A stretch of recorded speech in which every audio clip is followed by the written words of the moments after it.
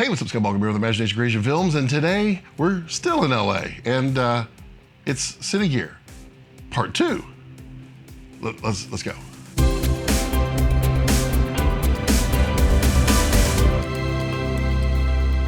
You take the blue pill, the story is you wake up in your bed and you believe whatever you want to believe. You take the red pill, and you stay in Wonderland. And I show you how deep the rabbit hole goes.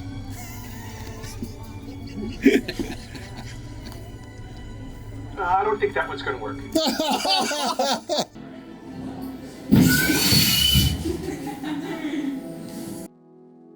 We're here with Mike Sutton and Avery Artibogan from Mutiny, and they've been kind of recently just kind of impressing the market with a bunch of stuff for the Raptor and the Komodo and a whole bunch of other things. Tell me what you got going on today. Sure, this is our Raptor I/O box and the AV module that is a optional add-on. And basically what it is it mounts to the V-mount of the Raptor camera.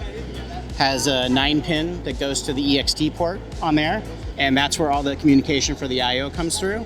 And on the back, we have a V-mount plate or a gold mount plate. You can get either one, or you can mount the AV module and mount that plate on there.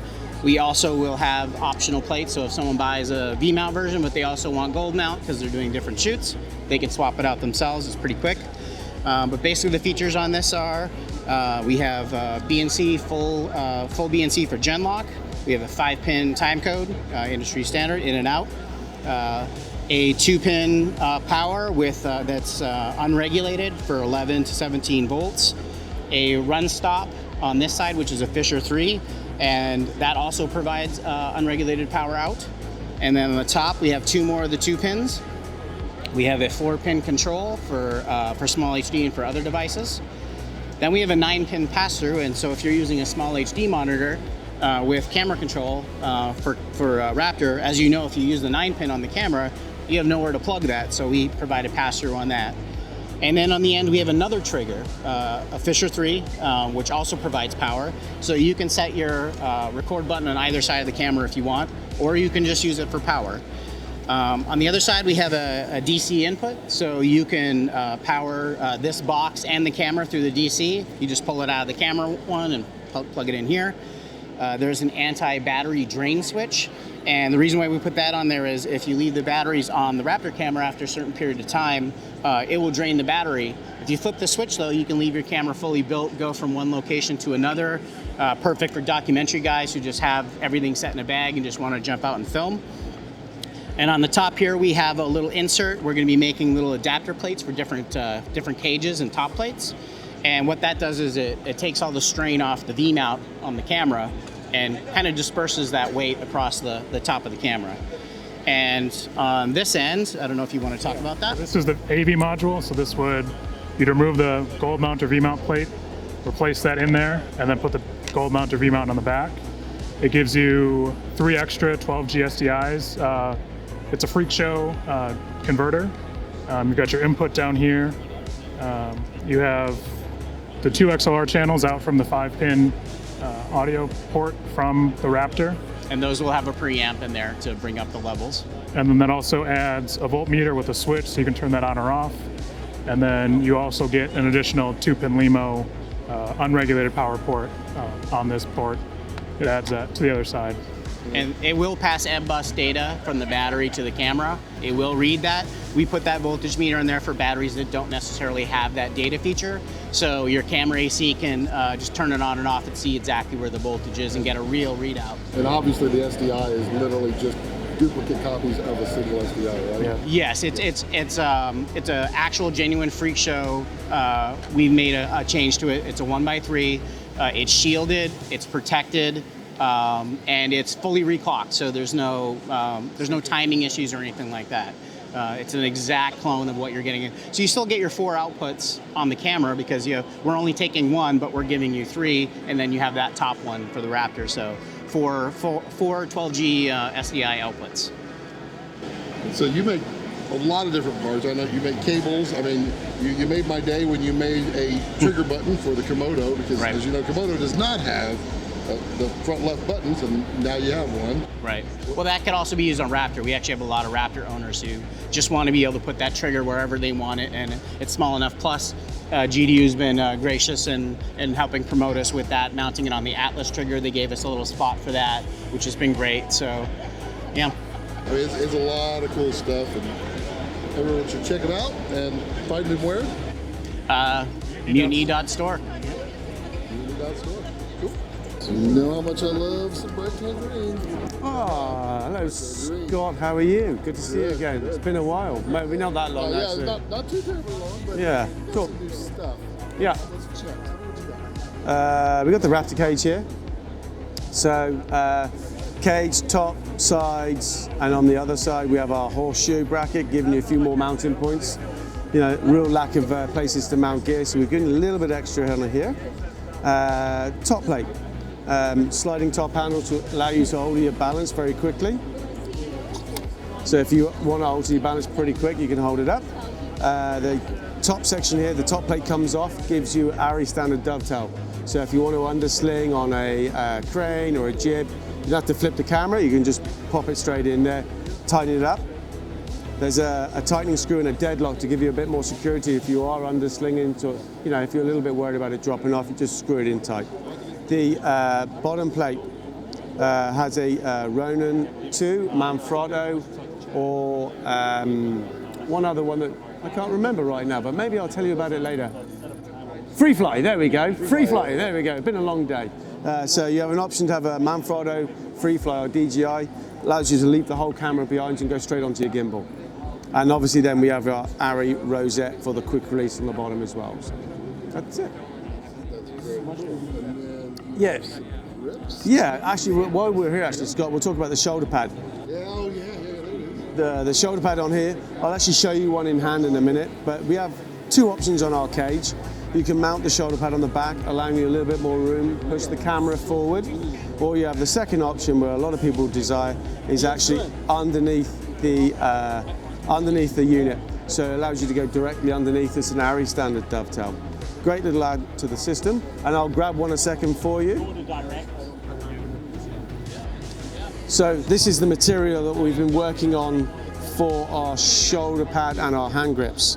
So it's a very spongy, you can see, releasing material. A lot of holes for perforation, allows sweat and dissipate some heat.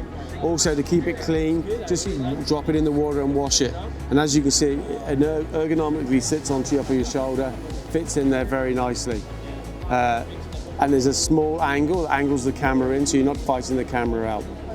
So I'll show you the proper, this is just a piece of material that was used. It's really, you have no idea what it actually feels like when you see it, but it is way softer but supportive.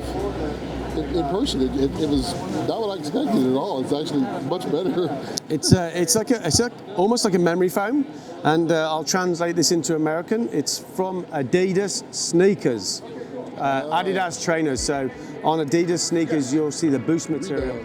Yeah, so that's where this has come from. So it's very, very sturdy, and where else gets a lot more hard wearing than on your feet. See some bright tangerine shoes. Oh yeah, that's a good idea. Maybe we'll call them Casbah shoes. No, we got a Casbah. What should we call them? Let's call them the Scott Balcom Runners. That wouldn't run very far. So anyway, let me show you the handles. So we wander over here, Scott. Oops. Wander over here, Scott. It's our handle system, the Casbah, you know. Rock the Casbah, rock the Casbah. Anybody who doesn't know that is, just look it up. It's a great... I think you should call the shoes the Blink 182. The Blinks? The Blink 182. Ah. Kind of in line. I prefer the Scott Balcom Runners. No one's going to buy that. You never know. Anyway, handle system. It's all about the rosettes, double knuckle here, so you can collapse and put them in a bag. And as you can see on the handle, and Scott's going to do his own little demonstration in a minute, very soft, pliable, allows you to grab them, and then you even get the high five. I've been using bright tangerine little dots. There we go, and 1, 2, 3, boom. So yeah, we know when you've used our handles. But great thing about this, helps take the sweat away. If they get really dirty, you can just wash them very quickly. One of the things you get with other forms of handles is they're very like sticky, they've been used, like grabbing somebody else's shoes or trainers, not very nice. So yeah, so really easy to clean, helps take the sweat away, makes them a lot more comfortable, a lot more durable to use. There's also a little small lip here, just to take a little bit of weight off your hand when you're using them. So Scott, you grab hold of them. So Look at my giant hands here. I mean, they're really softer than you think, but I mean, they don't compress all the way in, so it's like a memory foam. That's pretty. Yeah. I do think you should put your logo in here, so it's free advertising. When you take your hand off, you get the bright tangerine reversed. that's not a bad idea. I mean, why not? Yeah. Like, hey, what's going on? Oh, you've been using our products today? Or maybe we should just write Scott Balcom here. Yeah, you could, but then again, no one's going to buy it. You never know. And so these, what are these priced at? $7.99. They've been shipping now for about a month and a half. Really doing very well. Into most, like some of the big rentals in Los Angeles, Keslow, Panavision. You know, if it's Panavision and Keslow approved, it's normally good to be used everywhere because they're the big guys in this unit. Very cool. Yeah. And you also have the next version of the Let's Go Play Outside. Well, before I fire this up, Will showed this in 2019 at Cinegear, the last real Cinegear that was at Paramount on the lot, and we miss it a lot. We did some final testing. It was on Batman. It was used extensively in Batman for shooting that movie. And obviously, everybody know COVID started 2020. It got stuck in a truck for 6 to 7 months. So we lost a lot of time. But now, yeah, it's back into our design team. We're looking to actually get this out and start shipping in July. So the finished unit will have 3 speeds: fast, slow, and medium. Why do you want to alter the speeds? You know, some people want the effect of rain hitting the glass, but then clearing it as it hits the glass. So what we'll do is right now, we'll fire this up. The interesting thing to see here, this is much quieter. It's gotten so much more efficient. Disagree? So Someone sneezes on your camera, and then So what you've got is its own standalone unit. I think with a lot of other rain deflectors or particle deflectors at the moment, you have like a unit you put in something else. This is completely standalone. You have a Misfit kick on the back, so up to a 3-stage matte box, 114 mil all the way down to 80 mil in the cinema glass, and then you can also use your screw-in filter size like 72, 82. So it's a great little standalone unit. Air generator here. It is run off 24 volt, but obviously now Sony and Arri all going to a 24 volt system. You should be able to run off camera and go handheld. I mean, you could do now, I mean, I've actually secured it up to the little drone batteries. We put a 3-pin connector on, and ran it for about 10 minutes, which is enough for a quick drone shot or handheld. So yeah, it's actually really excited about finally getting this out onto the market. And like I said earlier, any of you that have seen Batman, go re-watch it and look at all the car chases, the speed chases. The crew on Batman said they couldn't have done what they did with this and got the shots they wanted because of, you know, other manufacturers use the spinning disc. You know, that's 1,000 RPM that thing spins at. So stuff hitting it at 1,000 RPM, there's much more possibilities for the actual glass to break. So, yeah. And it's unnatural looking. Yes. When water hits it, it's not going in a direction you would expect it to go. Exactly. And then you don't get that little center dot that always has to be edited out because it's rotating. So yeah, and I've done some funky things with this. Where I inverted it and I blew the rain upstairs, uphill, and I put some dye in the water, and I was messing around with it last year. You want to get some revenge on the crew. Yeah. The water just sprays in the faces. Yeah. So you know, it's a great little thing. We're so excited to finally get this out. And it's been on 4 or 5 different features now, so we've actually done some real testing with some, you know, high-end crews. It's awesome because I've watched this thing evolve over the years in design, and this is going to be an amazing piece of kit, especially even for nature. Yeah. There. I love me some waterfalls, and Yeah. that's I've actually got a unit now at the moment doing some testing at Niagara Falls, so I'm hoping to see, I'm excited to see some footage come back from that in a couple of weeks. very cool. And where can they find out more information about Bartender? www. Do we do the www anymore? Yeah, do we do that anymore? Oh, I'm sorry, I'm old. So at brighttangerine.com, or email our help center, or reach out to any of our partners in this building. Yeah. So anyway, good to see you all again. Nice to see you again, Scott. Absolutely. And I'm looking forward to us getting out our Scott runners. Right, yeah. Slow to deploy. So, Pro Light, and we have Mitch Gross. Tell us about the 675. So it is the Orion 675 FS, announced at NAB, and now we're showing it again here with a lot of functionality is always being tweaked on it because it's going to be released in September in the wild. It has a RGB ACL engine, just like our the original Orion 300 FS. So it's the same technology in it, just a much bigger light. So it goes from 1800 to 20,000 in color temperature range, and then anywhere in that range you can have a green magenta offset so that you can really match to anything, because I never find anything that's truly at exactly 5600. I mean, there can be a little bit of you can have a little bit of pollution in the air, or maybe a little green tint on a window or something like that. So if you take 5 HMIs or whatever daylight only lights and you line them up, you'll see 5 different colors coming out of them. They just never match. And so to be able to take this and tweak it to get exactly where you want to be, that's fantastic. Of course, it's not just for daylight, it's for any color under the rainbow. So if I set this to 3200 degrees and I put our Fresnel on here, now we have the equivalent of a 5K studio Fresnel light. And in tungsten light. If I am in daylight balance, I'm between a 1200 and a 1600 HMI Fresnel light. So it's a very powerful machine. Beyond just this is what, frankly, 90% of the time you'll use it in these kind of colors, but you can get into these highly saturated colors available in the HSI mode, and now you can get to a certain color range that you simply just can't achieve on other lights. A red RGBW light, red, green, blue, that's a triangle, right? Red, green, and blue. And there are colors that if you want to get saturated with them, like yellows or your cyans, you just can't get there with those lights. Not in any kind of saturated way, unless you went and stuck a gel in front of it and then you're killing the light. So this has that capability built into it because it is truly, there are no white LEDs in it. It's red, green, blue, amber, cyan, and lime. You can get to deeply rich saturated colors and be able to achieve those very cleanly. Even if you're not doing that, when you're just going to your regular color spectrum, you're able to get very rich, accurate color spectrum, and you get greater efficiency per watt, more lumens per watt, because of the way that we divide up the spectrum and only ask each LED to do so much work.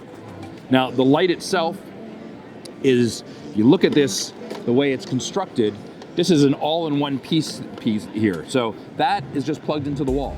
There's no separate ballast to this. You're looking at just all-in-one unit. And if you look at this guy here, you can see this right here is all heatsink. That's all heatsink. And our emitter pack, it's sort of like in a little cup. And that way all the colors mix together in that cup and then come out the front. And that makes it like sort of a little convection oven there. And that's where you have this big heat sink.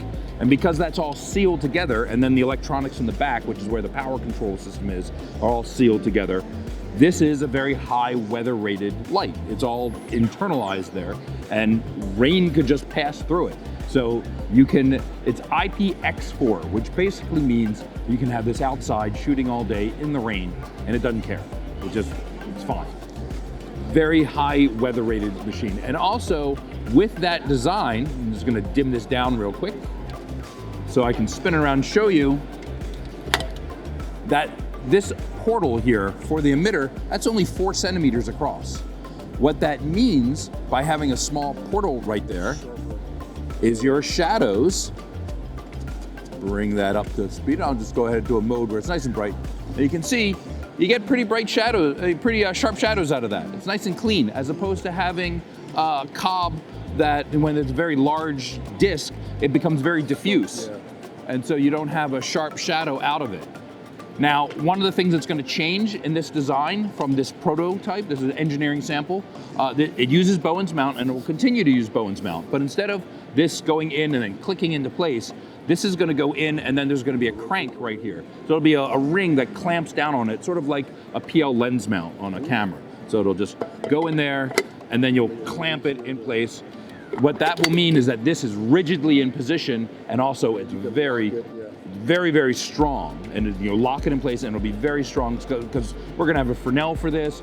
Dado Light is working on optics for it with a projector, like a sort of a Leica, as well as a zoom lens and such. So there will be optics for that. They can get a little bit heavy because a lot of glass and such. So this way it's super strong. You can lock it in place, and you won't have to worry about the strength of the system.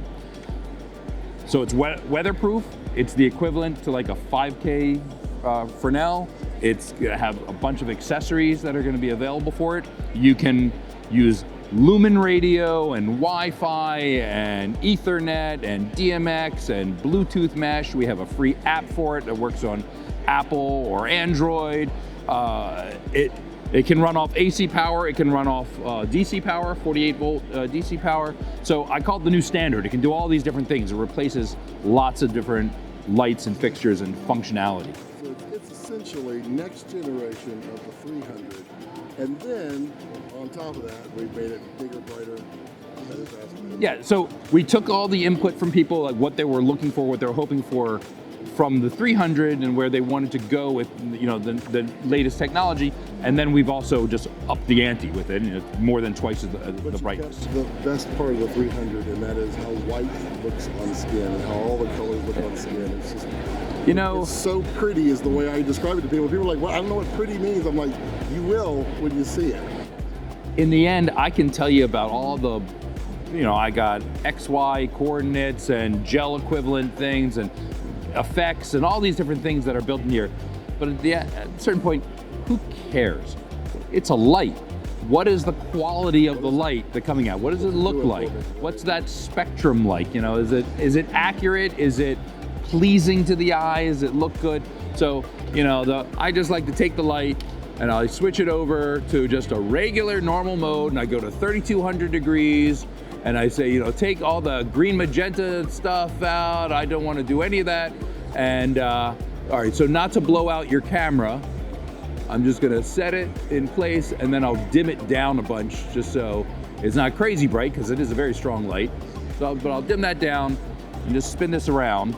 And you know, when you look at this light on me, it's accurate, pleasing, natural, tungsten equivalent at this moment. I could have done a daylight, but it's good looking light, because that's what matters. I mean, all the other stuff, that's nifty, that's neat, but you know, it looks right. It looks like what we want to see out of it. And then if we have some other lights that don't match that have faded, the glass on the front has shifted color, or whatever it is, or just we want to do an effect somehow, I can tweak it. I can go away from that normal color, but I have that ability to get there, and it just works. Does this light also do the full calibration on startup? Yes, so if I shut this down, this light is fully calibrated from the factory.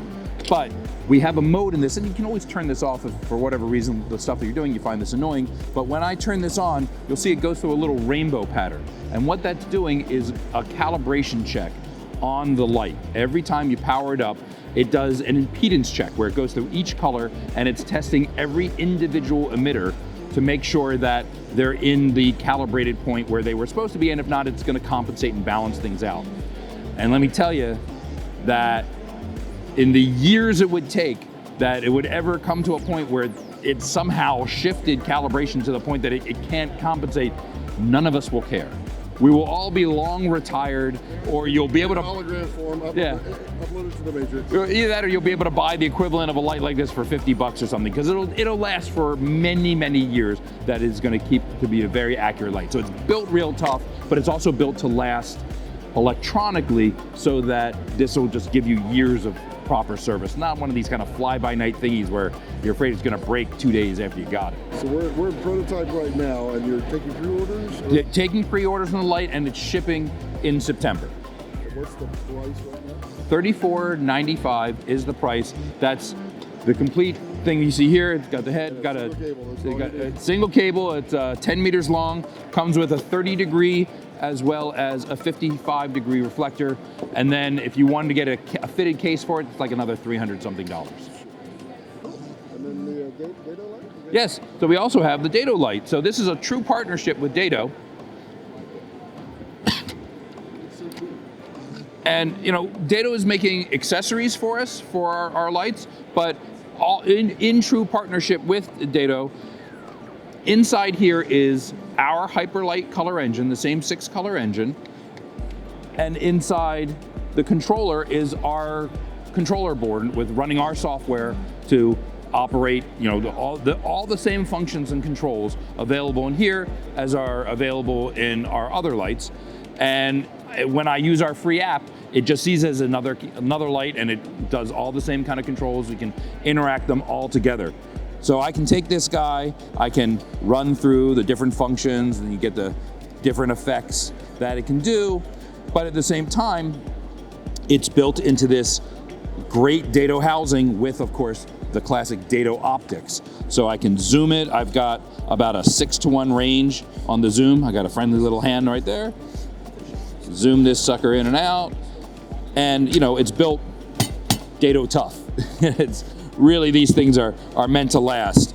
And of course, all of Dado's accessories will fit right onto this. It has a battery mount right there. It's an 80-watt light, so you can just run it off a regular camera battery.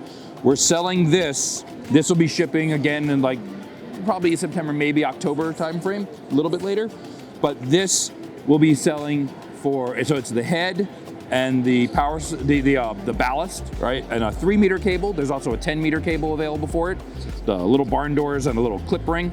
That's $19.95.